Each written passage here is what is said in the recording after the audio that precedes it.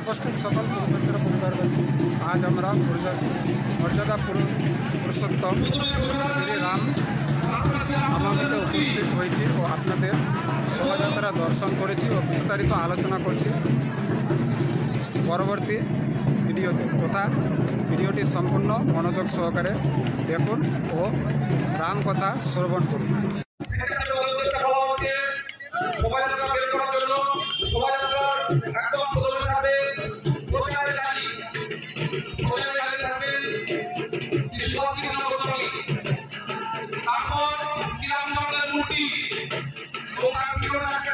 আমাদের শোভাযাত্রা শুরু হলো।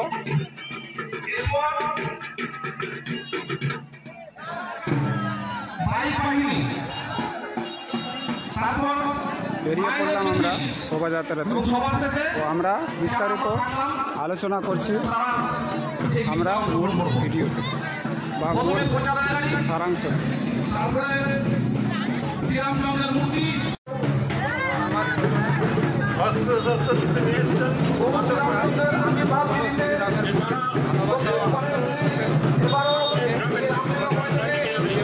কারণ দর্শন আপনাদের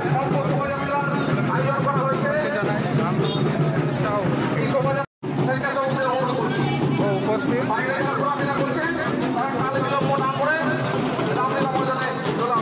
শ্রীরাম ভক্ত অতি আত্মবিশ্বাস অনুযায়ী আমরা শোভাযাত্রা শুরু করলাম ও সকল সহায়তার জন্য এগিয়ে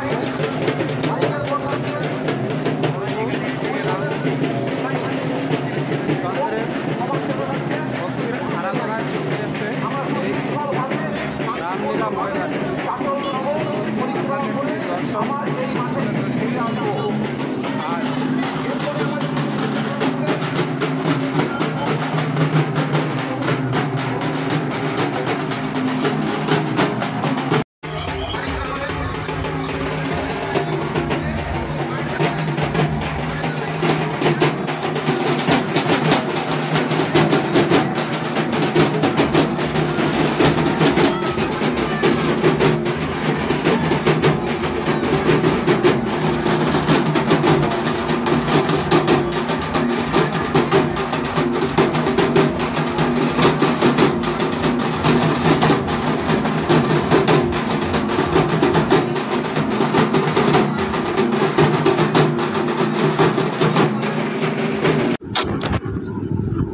সকল ভগবান শ্রীরামের ভক্তগণের জানাই রামনবমীর সাদর আমন্ত্রণ, অভিনন্দন ও ভালোবাসা। ভারতবর্ষের উত্তরাখণ্ডের অযোধ্যা নগরীতে সরয়ূ নদীর পাশে কনক ভবনে আমাদের অযোধ্যা দশরথ রাজা ও কৌশল্যার গর্ভে জন্মগ্রহণ করেছিলেন আমাদের পুরুষোত্তম ভগবান শ্রীরাম। সকলেই ভগবান শ্রীরামের জন্য জয় শ্রীরাম অবশ্যই বলুন, তার সাথে বলুন জয় হনুমান। কারণ যেখানেই রাম সেখানেই হনুমান, যেখানে হনুমান সেখানেই পতিত আমাদের শ্রীরাম তথা ভগবান বিরাজমান। তাই আমরা আজ রামনবমীতে তথা আমাদের পুরুষোত্তম মর্যাদা পুরুষোত্তম ভগবান শ্রীরামের জন্মতিথি অনুসারে আজ আমরা রামনবমীর শোভাযাত্রায় উপস্থিত হয়েছি। সকল রামনবমীর শোভাযাত্রায়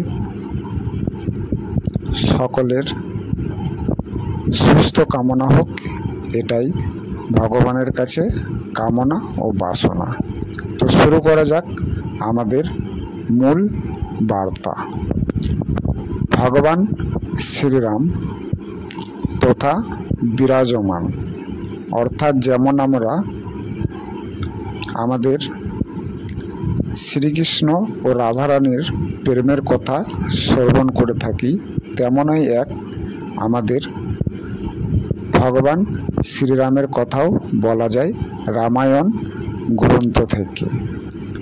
ত্রেতা যুগের রাজা ছিলেন দশরথ। দশরথের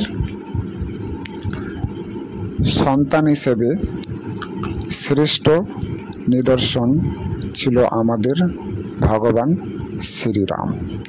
আমরা সকলেই হয়তো কম বেশি কিছু না কিছু ভগবান শ্রীরামের কথা রামায়ণ বা অন্যান্য গ্রন্থ থেকে বা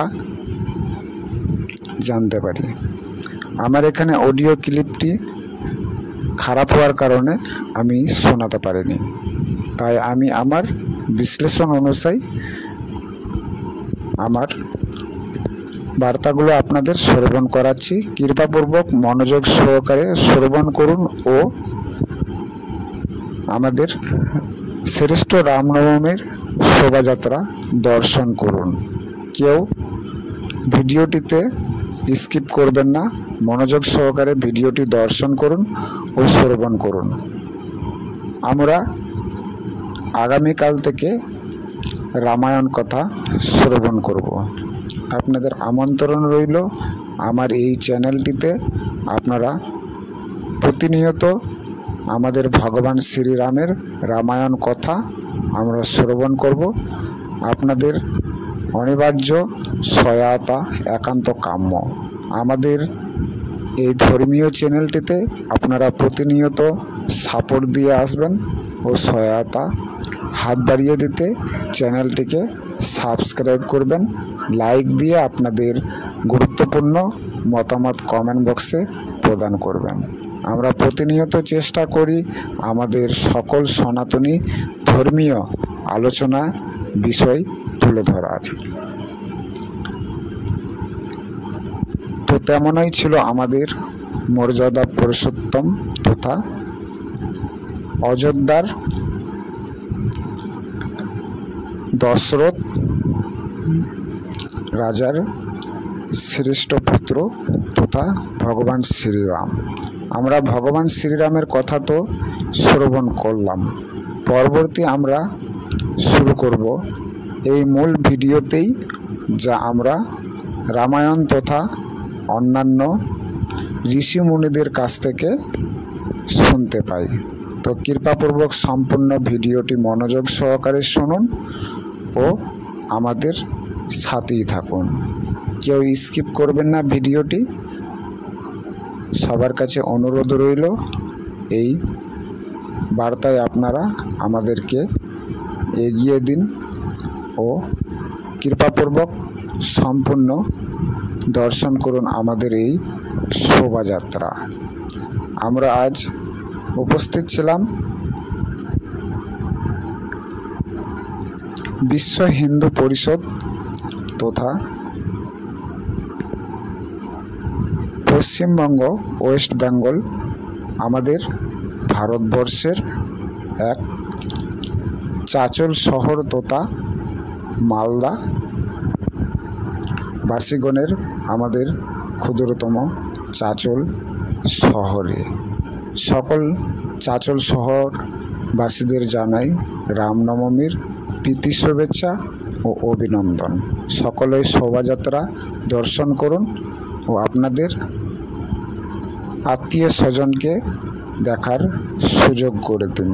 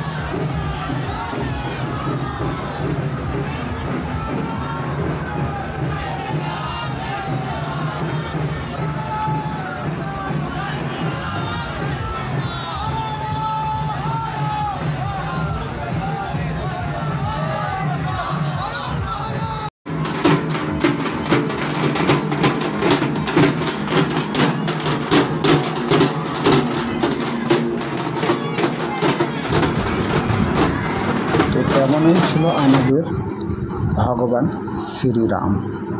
ভগবান শ্রীরামকে দেখতে ব্রহ্মা পর্যন্ত ছলনা করে আসতেন। তো ভগবান শ্রীরামের কথা আমরা যেমন শ্রবণ করলাম, তেমনই সীতা দেবীর কথাও আমরা শ্রবণ করি। সীতা দেবী হলেন সতীত্ব। যেমন আমরা সুদামার কথা শুনেছি, অর্থাৎ ভক্ত ভগবানের করুণ কাহিনী, আমরা তাও আলোচনা করেছি ও আমরা দর্শনগুলো দিয়েছি এর আগের ভিডিওগুলোতে। আপনারা সেই ভিডিওগুলো দেখে আসতে পারেন। তো চলুন আমরা আজকে জানার চেষ্টা করব, অর্থাৎ রামনবমী কি বা রামনবমী কেন হয় বা আমরা পালন কেন করি। আমাদের সনাতনী ঐতিহ্যকে অনেক এই ঐক্যটাকে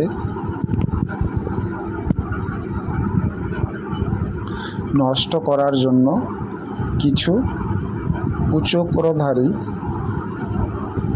মানুষজন বা কিছু জন উঠে পড়ে লেগেছে। তাদের কথা আমি মুখে আনতে চাই না, কারণ আমরা ধর্মীয়কে শ্রদ্ধা করি ও আমাদের বিবেক হচ্ছে আমাদের ধর্মকে রক্ষা করা। তাই আমাদের উদ্যোগ ও এই আস্থাকে আমরা কামনা করে ভগবানের চরণে সমর্পণ করেছি। অনেকেই চেষ্টা করেছে আমাদের ঐক্যকে নষ্ট করার, কিন্তু একটা জিনিস মনে রাখবেন, প্রতিনিয়ত ধর্ম ধর্মেরই জায়গায় থাকে, কারণ ধর্মের চেয়ে আবেগ কোনো জিনিসই নয়। কর্ম ধর্ম যেমন সদ্বেষে, তেমনই নিষ্ঠার প্রতিষ্ঠানে আমাদের ধর্মকে এগিয়ে নিয়ে যেতে হবে। এটি হচ্ছে আমাদের মূল বিষয়। তবে আমাদের সনাতন ধর্মই কিন্তু শ্রেষ্ঠ, আদি ধর্ম ও শ্রেষ্ঠ ধর্ম। তো চলুন আমরা এখন মূল বিষয়ে যাব। তো সীতা দেবী ছিলেন আমাদের ভগবান শ্রীরামের অর্ধাঙ্গিনী, তথা আমরা যেমন শিব ও পার্বতীর অর্ধাঙ্গিনী রূপে জানি। তো তেমনই আমাদের সকলের নারীদের হওয়া উচিত, কারণ সমস্ত নারীকুলের একটাই ধর্ম, সেটি হচ্ছে তার পতির সেবা করা। তো ভগবান শ্রীরামের কাঁধে একটি দায়িত্ব পড়ল, যেটি হচ্ছে 14 বছরের জন্য বনবাস যেতে হবে। কিন্তু সকলেই পিছু হাঁটলেও মাতার দর্শন করুন, এই মাতা দর্শন করুন ও প্রণাম করুন, জয় মা কালী। তো তেমন প্রত্যেক সন্তানের কর্তব্য হচ্ছে পিতা ও মাতার কথাকে মান্য করা বা কর্তব্য পালন করা। তেমনই আমাদের ভগবান শ্রীরাম সেই দায়িত্ব পালন করেছিলেন। 14 বছরের জন্য বনবাস যাওয়ার জন্য প্রস্তুত হয়ে গেলেন, কিন্তু তার সাথে আমাদের সীতা দেবীও প্রস্তুত হলেন এবং শ্রেষ্ঠ ভ্রাতা লক্ষ্মণ। এই লক্ষ্মণজির কথাও আমরা শ্রবণ করব আমাদের পরবর্তী ভিডিওতে। তো তেমনই লক্ষ্মণজি ও ভগবান শ্রীরাম, আমাদের সীতা দেবী চললেন বনবাসে। সেই বনবাস কীরকম জীবনযাত্রা হয়েছে তা আমরা কম বেশি কিছু জানি। জানার পরেও কিছুটা বলি।